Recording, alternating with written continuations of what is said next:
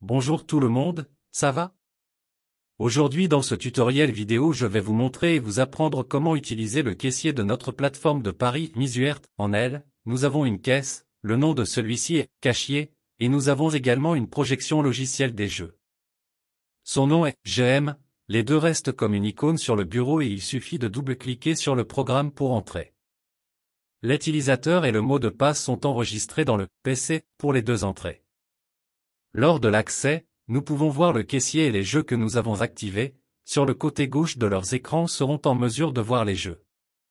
De là, nous pouvons passer d'un jeu à l'autre si nécessaire, de sorte que nous pouvons placer des paris sur chacun d'eux. La principale nouveauté qui différencie ce caissier et celui du virtuel classique, est que ce caissier ne se verrouille jamais, cela signifie qu'il est ouvert en permanence même lorsque le jeu est projeté dans la vidéo. Vous pouvez également parier sur n'importe quel jeu qui apparaît sur le carrousel en haut. Chaque partie est identifiée par un numéro, une date, une heure locale et un compte à rebours qui est affiché en bas de la table de chaque tirage et représente les minutes restantes pour commencer, de chaque. La façon de faire un pari dans n'importe quel jeu, en prenant comme exemple Keno, est la même que les classiques virtuels, il suffit de choisir le type de pari que le client nous demande. Nous pouvons également faire des paris avec le clavier, il suffit de choisir un numéro et de les séparer avec le bouton point sur le clavier. Gardez à l'esprit que chaque numéro choisi doit toujours être séparé par le bouton point. Pour ajouter le pari au ticket, appuyez sur la barre d'espace sur le clavier.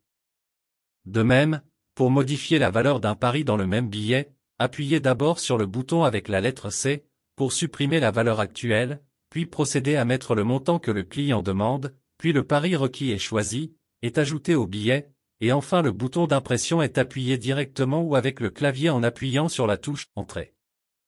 Pour accéder rapidement au pari en attente ou gagnant, nous devons entrer le bouton avec un nombre 0, en haut de la caisse, à côté du solde de la même. Dans cette section, nous trouverons les paris divisés en attente et gagnants, mais non payés. Dans la section en attente, nous trouverons les paris qui n'ont pas encore commencé, avec 3 boutons différents. Tout d'abord, le bouton jaune est de répéter rapidement un pari. Il y a aussi une deuxième façon de répéter le ticket, si vous voyez dans la section où les paris d'un ticket sont ajoutés, en haut, il y a un bouton avec le nom de répétition. En cliquant là, nous pouvons voir les 50 derniers paris effectués, identifiés avec le numéro, il suffit de cliquer sur le pari que nous voulons répéter, et il sera ajouté au billet. Puis appuyez sur le bouton d'impression. Deuxièmement, le bouton du milieu, blanc, est pour imprimer une copie du pari et le troisième bouton, rouge, sert à annuler le pari. Il y a une limite de 20 paris par jour à annuler, et les paris ne peuvent être annulés que si le tirage n'a pas commencé.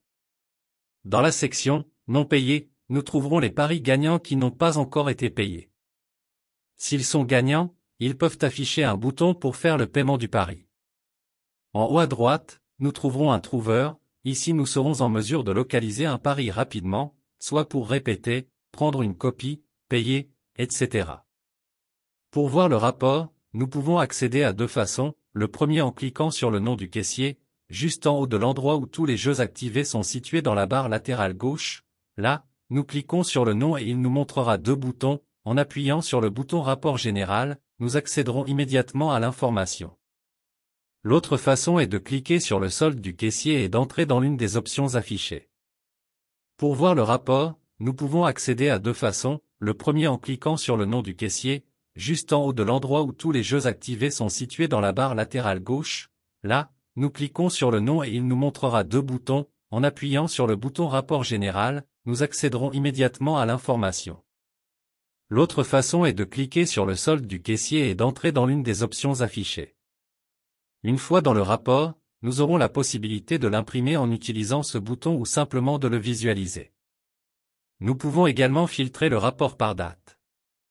En bas, nous trouverons les informations de tous les paris qui ont été faits dans la période. Pour retourner à la caisse, il suffit de cliquer sur le nom du jeu qui est dans la barre latérale et nous amener immédiatement à la caisse du jeu.